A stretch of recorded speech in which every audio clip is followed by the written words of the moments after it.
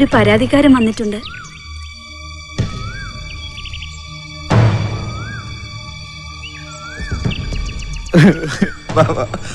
എന്നോട് പൊറുക്കണം. ഇനി എന്റെ അടുത്ത് ഒരു തെറ്റും ഉണ്ടാവില്ല. എന്റെ കുൽസുമോൾ ഓർത്തിട്ടെങ്കിലും ഞാൻ ചെയ്ത തെറ്റൊക്കെ മാപ്പാക്കണം. ബാബ പറയുന്നത് കേട്ട് പഠിച്ചവനനുസരിച്ച് ഞാൻ നടന്നോളാം. സത്യം. എണീക്ക്. ഇപ്പോഴെങ്കിലും എനക്ക് നല്ല ബുദ്ധി തോന്നിയല്ലോ.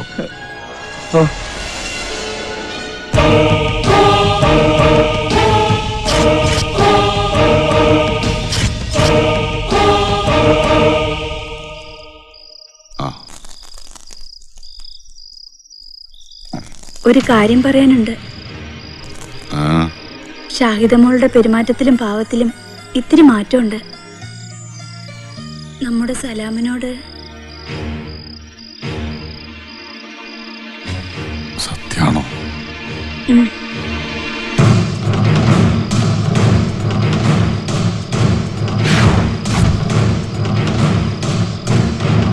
എന്തേ? അവനെ പോലെ ഒരുത്തനാവണേ. അവക്ക് തുണയും തന്നെയാ എന്റെയും പ്രാർത്ഥന.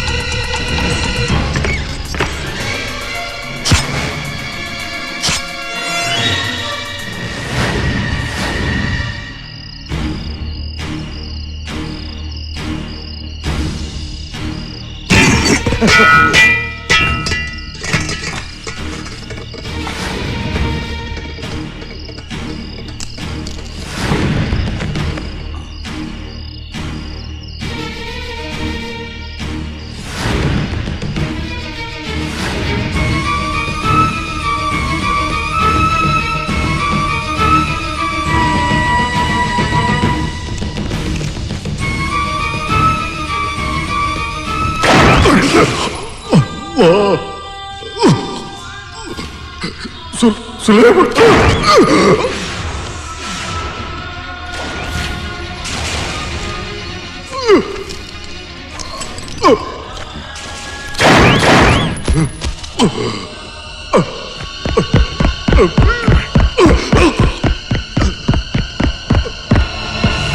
അയ്യോ ബാബ,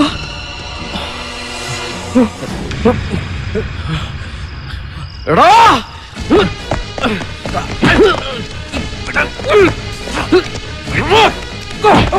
ആരെങ്കിലും പോയത് പന്നി. എന്നെ കൊല്ലല്ലേ ബാബി, എന്നെ കൊല്ലുന്നു. ബാബ കേട്ടോ.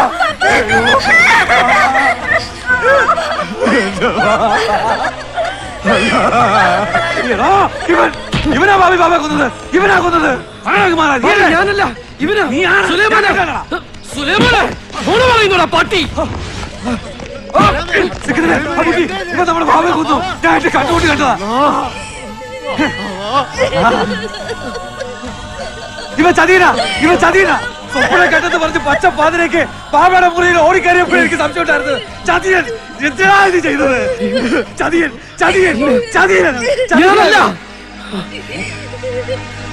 ഞാനല്ല, ഇവനാ കൊന്നത്. കള്ളം പറഞ്ഞോനെ. നീ കാമറല്ലേ? അയ്യോ, ഇവ കാമറാണ്. വേഷം കെട്ടി വന്നിരിക്കുന്ന. സത്യം പറ, നീ ഉണ്ണികൃഷ്ണനാ പന്നി. നീ ഉണ്ണികൃഷ്ണനെന്ന്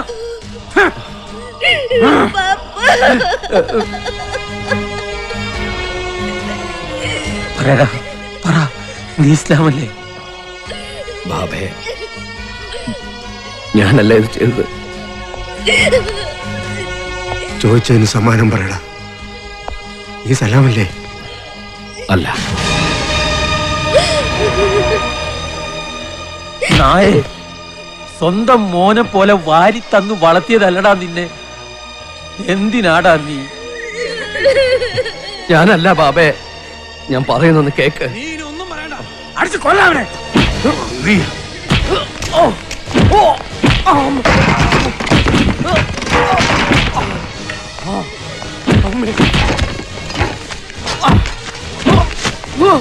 അയ്യോ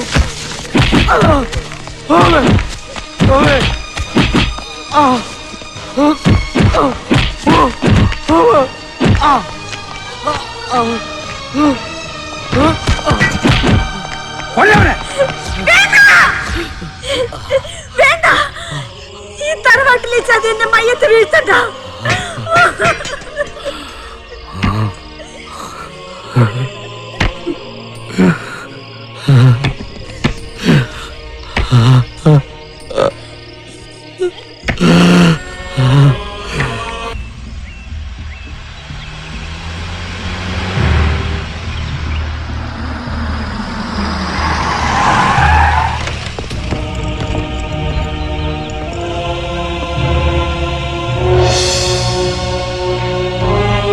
നടക്കടാ അങ്ങോട്ട്. വാ നടക്ക.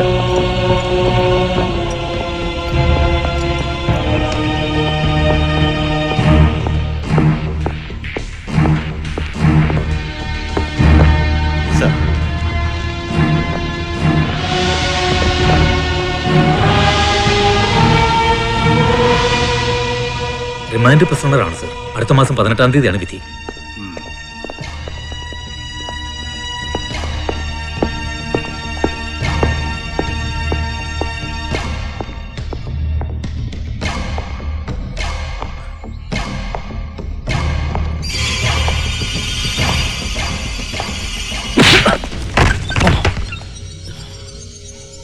റാസ്കൽ, വലിയ അഭിമാനമായിരുന്നു എനിക്ക്. നിങ്ങളെ ഒന്ന് ഉപദേശിച്ചാൽ നന്നാവില്ല എന്ന് പറഞ്ഞ് എന്നെ പരിഹസിച്ചിരുന്ന ഓഫീസേഴ്സിന് മുമ്പിൽ ചൂണ്ടിക്കാണിക്കാൻ നീ ഒരുത്തിനെങ്കിലും ഉണ്ടായല്ലോ എന്നുള്ള സ്വകാര്യ അഹങ്കാരം.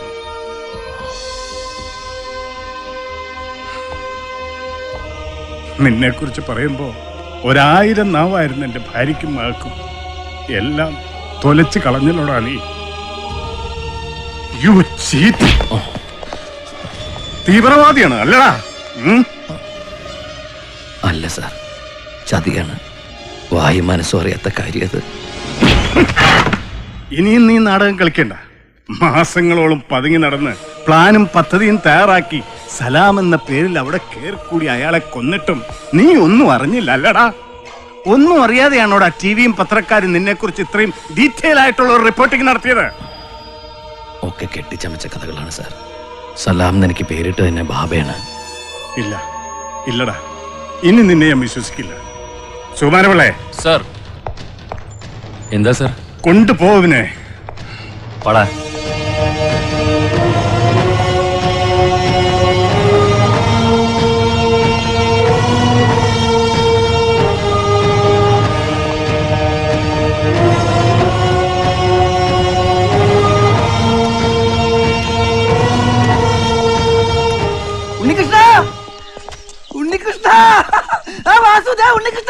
നീ ഇതെവിടെ ഇരുന്നടാ?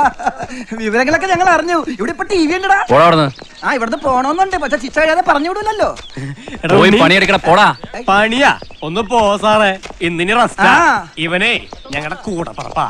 ഒന്നിച്ച് ഒരേ ജൂനൈൽ തറവാട്ടിൽ 8 കൊല്ലം പാട്ടും കൂത്തായി കഴിഞ്ഞോരാ ഞങ്ങ. എത്ര നാളത്തെ പ്രാർത്ഥന കൊണ്ടാണെന്ന് അറിയാമോ ഇവൻ ഇതിനകത്ത് വന്നത് അല്ലേടാ? അയ്യോ, ഈ കാണാനുള്ള കൊതി കൊണ്ടല്ലടാ, ഞങ്ങൾക്ക് പുറത്തൊന്നും കാണാൻ പറ്റില്ലല്ലോ.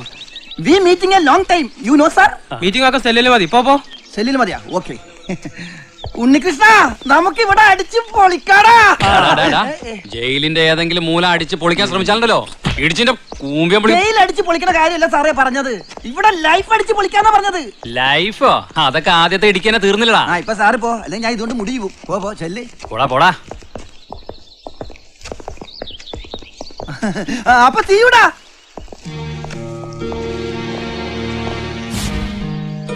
ജുവേനൽ ഹോമിൽ നിന്ന് ഇറങ്ങിയതിന് ശേഷം ചെറിയ ചെറിയ മൊന്തയും കിണ്ടിയും ടൈം പീസൊക്കെ അടിച്ചു മാറ്റി മറിച്ചു വെച്ച് നടന്നിരുന്ന ആളാണ് ഞാൻ. ഒരിക്കൽ വീട്ടിൽ നിന്ന് ഒരു സൂട്ട് കേസ് കിട്ടി.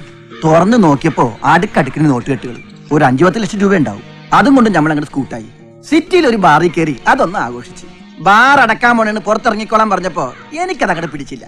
അപ്പോഴത്തെ മൂച്ചിന് ബാർ കൊടുക്കണമെന്ന് ചോദിച്ച് സൂട്ട് കേസ് തുറന്ന് ഇതാ അഡ്വാൻസ് 10 ലക്ഷം രൂപ പിടിച്ചോന്ന് പറഞ്ഞത് മാത്രം എനിക്ക് ഓർമ്മയുണ്ട്. പിന്നെ കണ്ണു തുറന്നപ്പോ കൊഞ്ചു വളഞ്ഞു കിടക്കണ പോലെ ചെല്ലിന്റെ അകത്ത് കിടക്കാണ്. പഞ്ഞി കിട്ടട്ടെ. നീ പറ, ഒരു ബുദ്ധിമുട്ടില്ലാതെ സർക്കാരിന് 10 ലക്ഷം രൂപ ഉണ്ടാക്കി കൊടുത്ത ഞാൻ അകത്ത് കിടക്കണ പുറത്ത് നടക്കണ? തലയിൽ കുറ്റവാളി എന്നൊരു ചോപ്പ് വട്ടം വീണാ പിന്നെ ആയുഷ്കാലം അത് മാറൂലടാ. അതുകൊണ്ടല്ലേ 12-ാം വയസ്സിൽ തുടങ്ങിയ പണി ഞാനങ്ങ് കണ്ടിന്യൂ ചെയ്തത്. കപ്പലിൽ നിന്ന് കള്ളച്ചരക്ക് തോണിയിൽ ഇറക്കണ പണി ഇടയ്ക്ക് പിടിക്കും. അപ്പൊ പിന്നെ കുറച്ച് നാൾ ഇവിടെ വന്ന് റെസ്റ്റ് എടുക്കും. പിന്നെ വിടും. അപ്പൊ പിന്നെയും തുടങ്ങും. പിന്നെയും പിടിക്കും. അങ്ങനെ അങ്ങനെ. എന്തായാലും സബ് ജയിലിലെ സെല്ല് മുഴുവനും ഫുള്ളായത് ഭാഗ്യം. അതുകൊണ്ടല്ലേ നിന്നെ ഞങ്ങൾക്ക് കാണാൻ പറ്റിയത്. എന്തായാലും ഒരുമിച്ച് ഇങ്ങനെ കൂടാൻ പറ്റിയില്ല. പടച്ചോ കാത്തു. നന്നായി നടന്നിങ്ങനെ കൂടാൻ പറ്റോടോ? ഇനിയിപ്പൊ നന്നാവാന്ന് വിചാരിച്ചാ തന്നെ നാട്ടുകാര് സമ്മതിക്കും. എന്താടാ ജോജി? നാട്ടുകാർ മാത്രമല്ല, പോലീസ് ഏമാന്മാര് സമ്മതിക്കില്ല.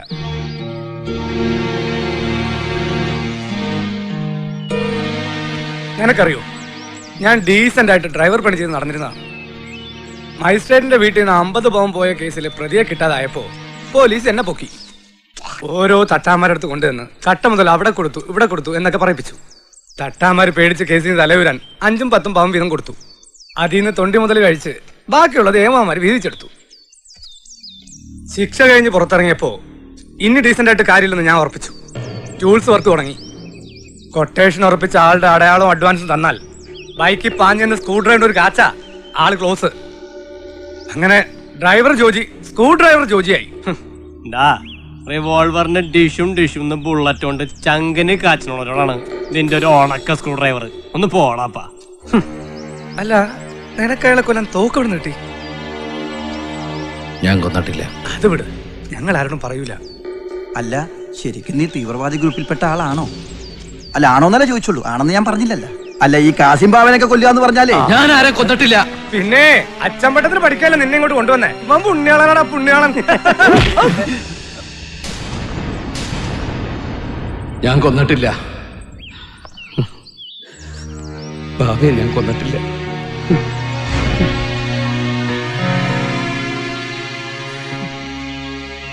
ക്ഷമിക്കടാ. പിന്നെ ആരാടാ നിന്നെ ചതിച്ചത്? സുലൈമാൻ.